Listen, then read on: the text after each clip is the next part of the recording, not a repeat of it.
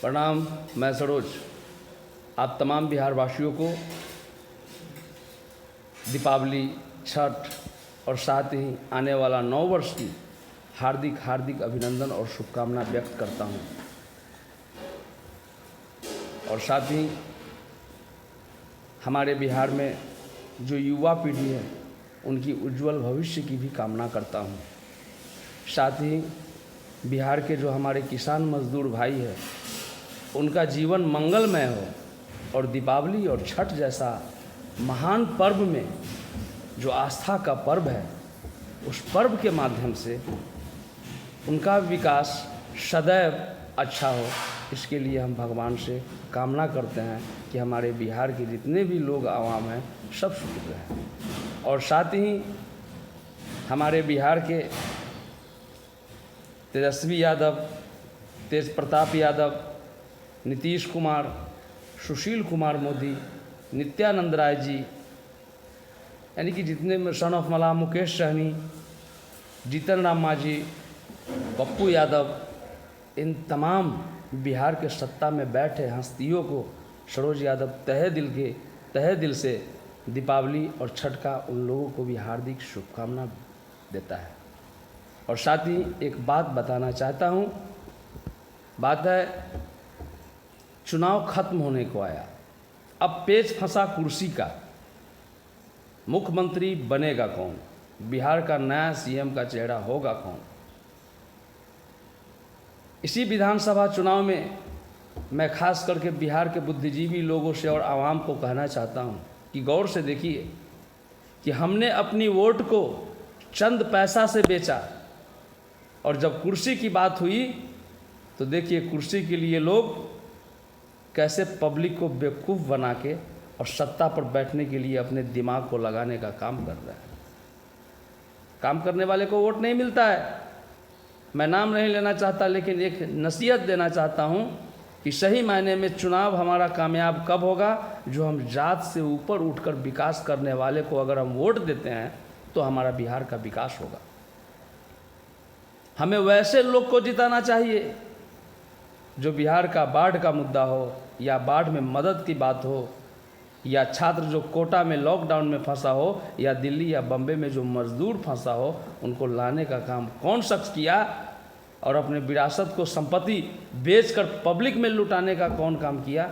ऐसे लोग को हमें एक बार चुनना चाहिए और मौका देना चाहिए। मैं तेजस्वी यादव को भी गलत नहीं कह रहा हूँ। तेजस्वी यादव जी ने, बहुत लोग उनको मजाक उड़ा रहा है बात को कि 10 लाख रोजगार, अगर मुख्यमंत्री वो अगर होते तो दावे के साथ बोलता हूं कि बिहार में 10 लाख रोजगार पहली कलम से हो सकती है, क्योंकि आज भी हमारे बिहार को चलाने के लिए प्रेजेंट ऑफ माइंड की ज़रूरत है। प्रेजेंट ऑफ माइंड की ज़रूरत है। बिहार में क्या नहीं है, बोलते हैं ना बिहार में का बा, अरे बिहार में का ना बा, काम करावे वाला के कमी बा, इतने अंतर बा। बिहार में बौद्ध का जन्म धरती गया बा, बिहार में पटना गुरु नानक के धरती बा, बिहार में सीतामढ़ी सीता मैया के धरती बा, तो बिहार में गोपालगंज जो थावे भगवती के धरती बा। बिहार में का न बा, बिहार में अच्छा विद्वान बा तो बिहार में अच्छा किसान बा, बिहार में अच्छा छात्र बा तो बिहार में अच्छा कवि बा, तो बिहार में अच्छा डॉक्टर बा, तो बिहार में अच्छा पॉलिटिशियन नेताजी भी बा। बिहार में का न बा, बिहार में सब कुछ बा, लेकिन बिहार में काम करावे के कोई तरीका न बा। लेकिन अब वो समय समाप्त हो चुका है। मैंने एक बात आप लोगों को अपने लाइव के माध्यम से बोला था कि बहुत ही जल्द मैं तो लोजपा को परित्याग कर दिया। क्यों किया? क्योंकि आज लोजपा को करारी जो हार मिली है उसका रीज़न है कि लोजपा स्टार्टिंग पीरियड में ज़मीनी कार्यकर्ता को वैल्यू देती थी, लेकिन लोजपा की जो नई परिवेश हुई वहाँ चिराग पासवान जी पुराने लोग को भूल गए। मेरे पास संगठन चलाने का विश्वास कीजिए, मैंने अपना समय अपने ज़िंदगी का जो अनमोल समय होता है, हमारे पिताजी व्यवसाय करके भी दिए, हमने उसको भी नहीं चलाया, हमने एजुकेशन तक को भी छोड़ दिया, सिर्फ ओनली दल के लिए हमने काम किया, इतनी बड़ी हमने त्याग किया है। यहाँ तक कि मैं अपने बच्चों को, भविष्य को देखना छोड़ दिया एक सोशल वर्कर जब मैं बना तो। लेकिन उसका नतीजा क्या मिला? मुझे तहजीब नहीं मिला, इसीलिए मैं लोक जनशक्ति पार्टी को छोड़ा, क्योंकि 13 वर्ष में लोक जनशक्ति पार्टी में रहा और परम आदरणीय हमारे गुरुदेव सांसद, पूर्व सांसद पप्पू यादव के सानिध्य में मैंने सोशल एक्टिविटीज़ सीखा और उनके साथ रहा।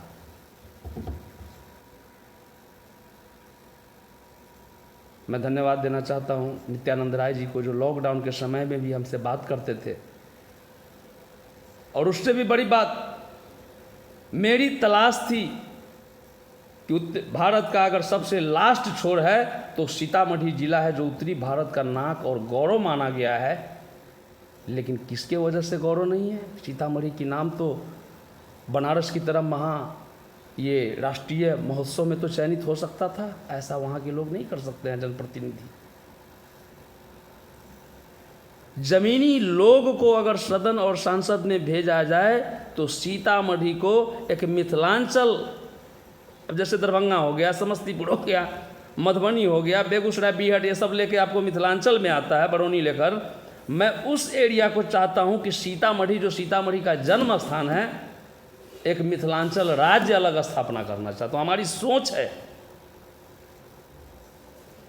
लेकिन बहुत जल्द ऐसे लोगों से हमारी बात हुई है, उनका नाम मैं अभी नहीं खोलूंगा, लेकिन नाम ज़रूर बहुत जल्द आएगा। एक ऐसे शख्स सीतामढ़ी के हैं जो बड़े भाई के रूप में मैं उन्हें मानता हूं और उनको भी हार्दिक हार्दिक अभिनंदन करता हूं कि उनका भी ये दिवाली और छठ के अवसर पर उनका भी जीवन जो है काफ़ी उज्जवल, दीपावली जो पर्व है उज्जवल भविष्य की कामना करता हूँ, उनकी जीवन हमेशा खुशियों से भरा रहे। एक ऐसे शख्स, एक हमारे बड़े भैया जो सीतामढ़ी के हैं, हमारे YouTube चैनल को देखा और उन्हें ख्याल कि आखिर सीतामढ़ी का एक सोशल वर्कर आखिर दूसरे जगह क्या कर रहा है, उसे आखिर शायद सीतामढ़ी की जो हाई लेवल जो लोग पॉलिटिशियन है, शायद वो लोग तहजीब नहीं। उन्होंने हमें कॉल किया, कॉल करने के बाद 5 मिनट हमसे उन्होंने बात किया और बोला कि मैं सीतामढ़ी से आ रहा हूं आपसे मिलने।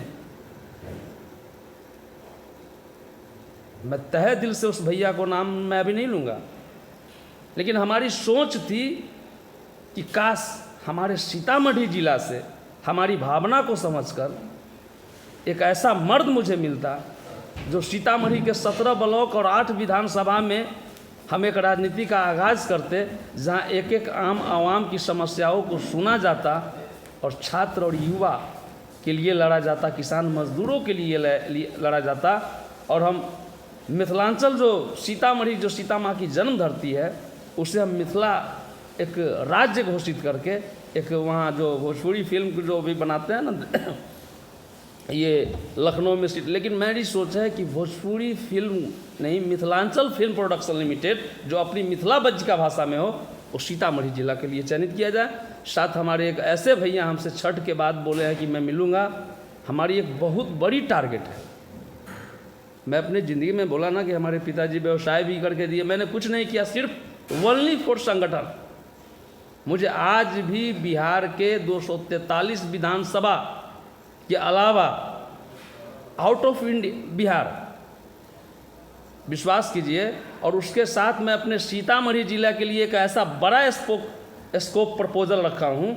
शायद काश हमारे साथ सीतामढ़ी के भी कुछ हमारे भाई, कुछ पुराने गार्जियन हमारे साथ होते तो वहाँ के लिए मैं आवाज़ उठाता।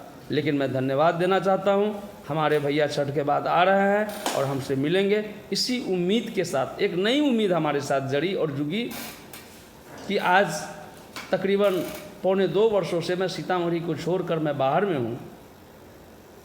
खलता है क्योंकि मैंने हमेशा समाज में रहा है, लेकिन क्यों राजनीतिक छोड़कर बाहर की दुनिया और परिवेश में जी रहा हूँ, सोचने की ज़रूरत है। वहाँ के ऐसे नेताओं लोग जो मेरे साथ समय कुछ पल बिताए हैं, ऐसे ही हमारे भैया, नाम अभी नहीं लूँगा, बहुत जल्द इसी उम्मीद में हूँ कि हमारी भावना को समझते हुए उन्होंने कॉल किया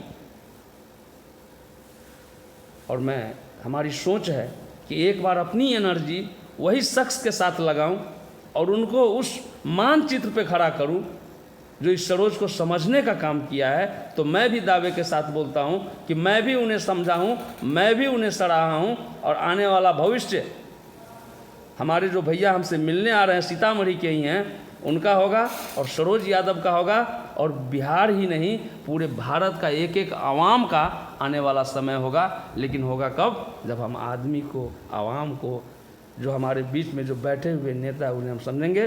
बात करने के लिए बहुत है। साथ ही 9 वर्ष की भी शुभकामना दिया हूँ, और दिवाली और छठ का महान पर्व का हार्दिक हार्दिक अभिनंदन व्यक्त करता हूँ कि हमारी जो भी माँ बहन छठ व्रती हों, यानी कि छठ आप लोग सहते हैं ना, तो सहते हुए भी छठ घाट को अच्छा से शोभा बनाकर एक दूसरे को लोग मिलजुल के हमारा छठ पर्व भी सही से मनाएं। और दिवाली में खास करके दीप का प्रयोग करें, लाइट नंगा तार का प्रयोग न करें, और दुर्व्यसन जो होता है फटाका ये सब, उसका भी प्रयोग ज़्यादा नहीं करें, और सौहार्द वातावरण से इस कोरोना महामारी के जो अभी चल रहा है हुजूम, मैं ऊपर वाला से भी ये कामना करता हूँ कि हे भगवान, हे प्रभु, ये दिवाली और छठ के पर्व के माध्यम से जो हमारे बिहार, जो हमारे भारत में जो गलत बीमारी का प्रकोप जो हो गया, बीमारी का भी प्रकोप हुआ तो चाइना, चीन, जापान से हुआ, इंडिया से नहीं हुआ।